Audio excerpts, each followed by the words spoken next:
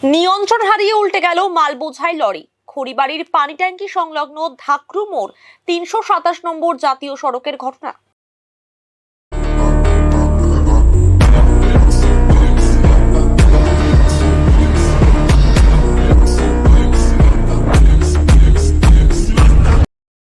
বুধবার শিলিগুড়ি থেকে বিহারের দিকে যাচ্ছিল মাল বোঝাই লরিটি।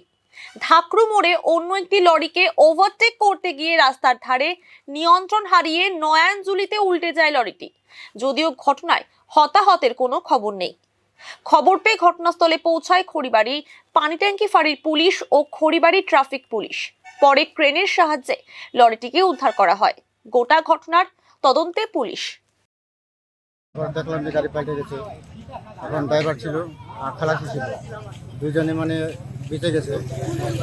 আর কিছু এটা আপনার নকশার বাড়ি থেকে আসছিল, এটা হচ্ছে আপনার ঠাকুর প্রশাসন। তো আমি তো দেখিনি, মানে পুলিশ প্রশাসন আসছিল।